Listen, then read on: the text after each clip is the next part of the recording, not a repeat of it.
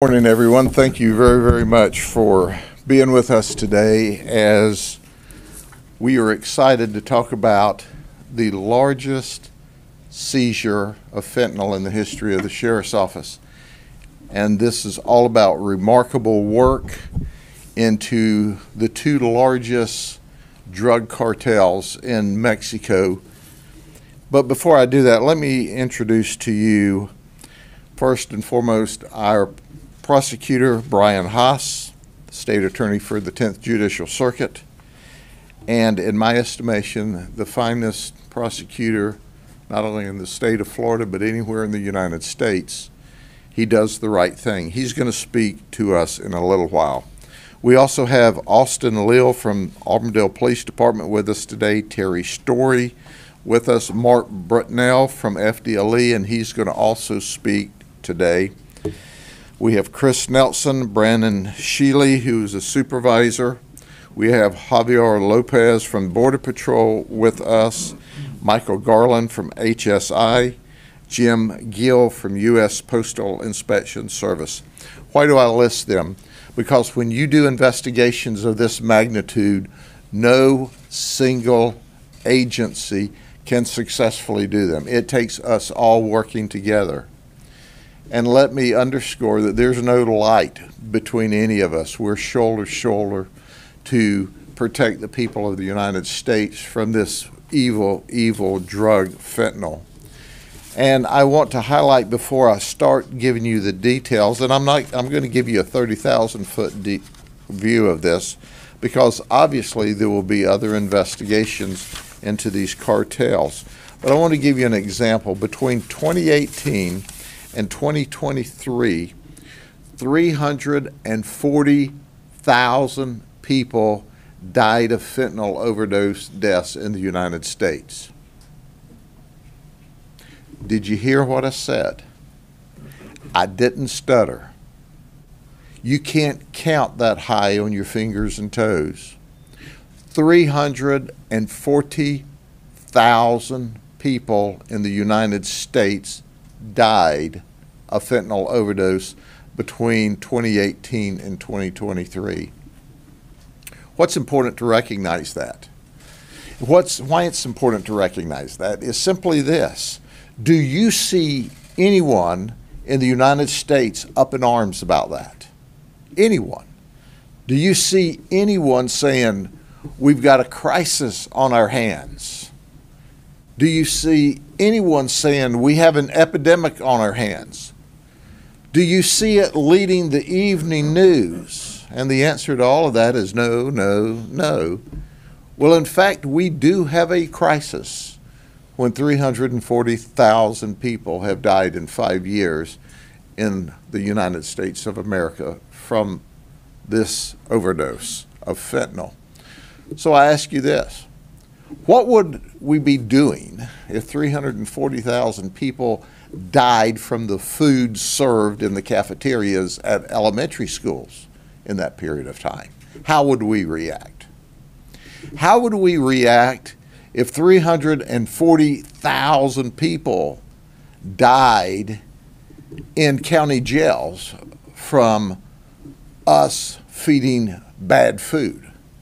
There would be storms. There would be people fired and unelected. There would be congressional investigations. Every state would be doing investigations. But yet we pretty much sat silent while 340,000 people in the United States died from fentanyl overdose. And where does the fentanyl come from? It's coming across our southern border. Now, the good news is, since the border's been shut down, we've seen some drop in that. Since these massive investigations have occurred, we've seen a drop in that. But I want to get back to where I started. And where I started was simply this.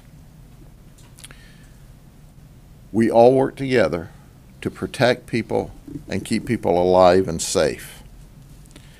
So let me introduce you to the Sinaloa cartel and the Jalisco cartel. The Sinaloa cartel has been weakened some with the arrest of its leadership.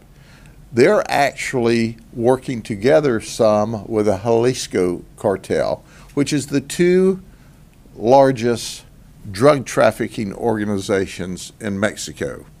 They call it transnational criminal enterprises. These people are violent.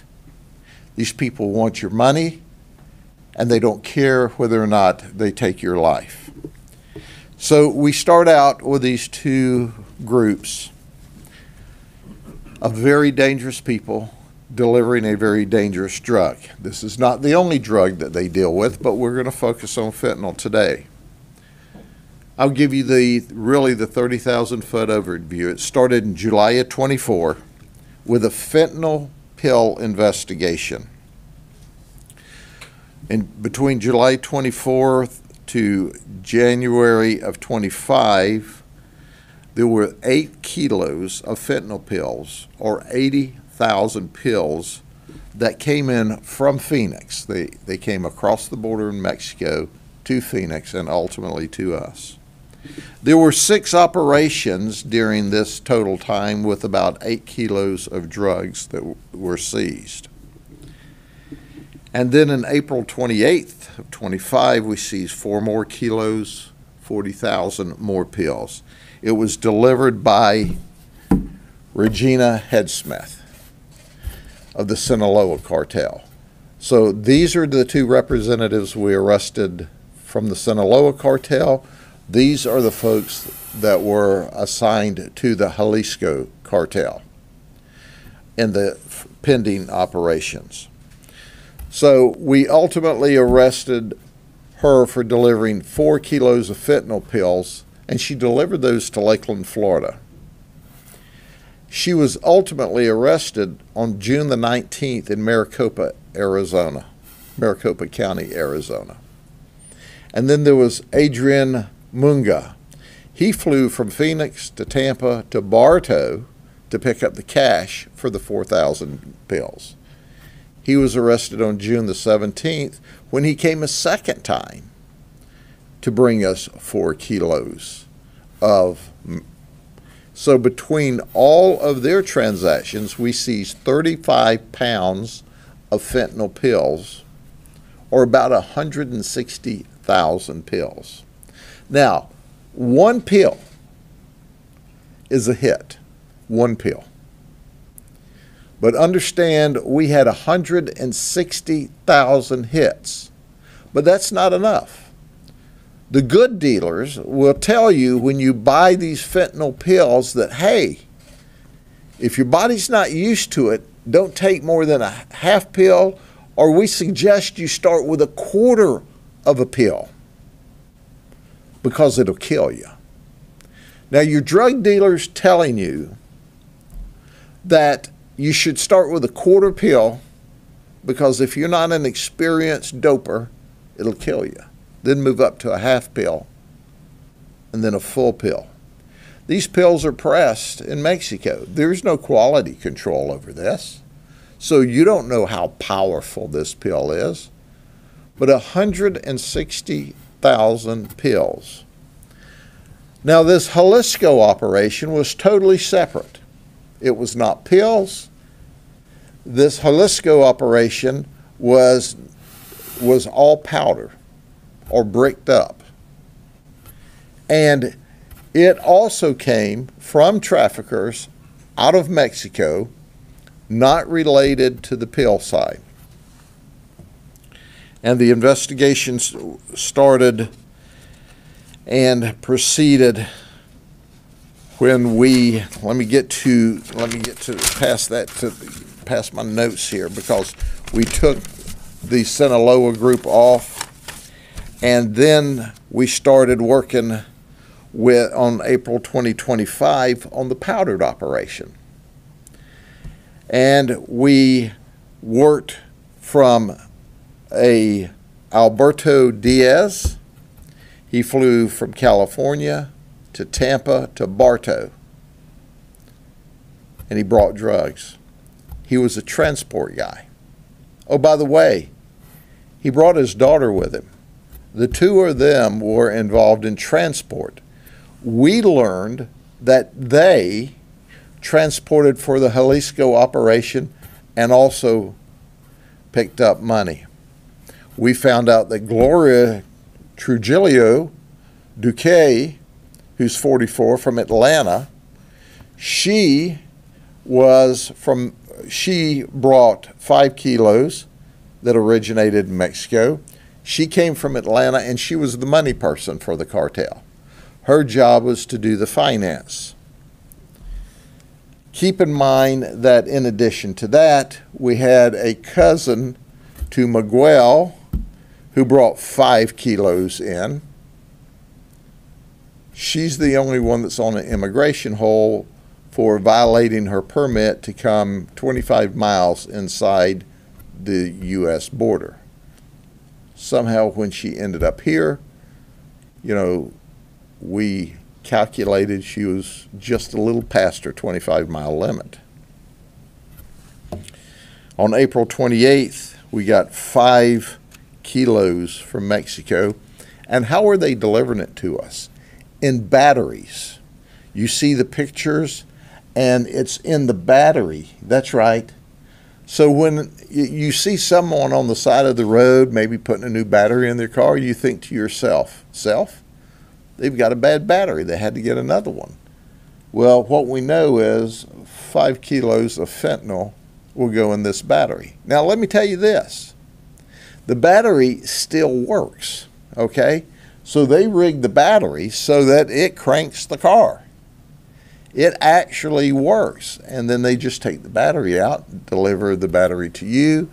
You think it's a bad battery. They're going to take it in to exchange it. They put another battery in the car. Well, in fact, they've delivered 5 kilos.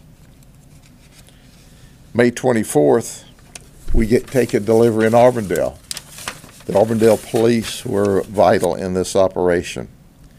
And we seized another 29 pounds of pure fentanyl. Let me say that again. 29 pounds of pure fentanyl. So between the two operations and the different deliveries of the drugs, we looped all of these folks in as either couriers of the drugs or financiers to pick up the money or transport people. And we seized a total of 64 pounds. 64 pounds of fentanyl in these two operations. That's enough to overdose and kill 14.5 million people. Let me say that again. Our detectives and our agents from the federal, the state, and the local level potentially save the lives of up to 14.5 million people. Or think of it this way.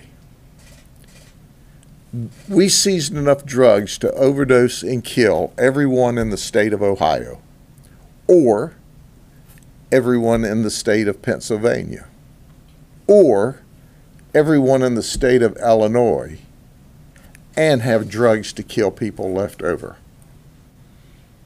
So when you look at these undercover agents that risk their lives in doing these types of operations, and then you see it as a risk to their life just to handle this stuff, let alone the violence and the guns and all the other issues they have to traverse in a high-level, large-scale investigation, you understand why our detectives and our agents from the state and the federal government are simply the very best. So will they ever get the appropriate thanks for saving lives? Absolutely not. But the reality is, while there's 340,000 people that died because these people were greedy and wanted money, and they didn't care that you died between 2018 and 2023, we know an immeasurable amount of people would have died with this 64 pounds of drugs had it that these people brought And they didn't care about you or your loved ones or your children, but we did. And that's why people are alive today, because of the work that our folks did.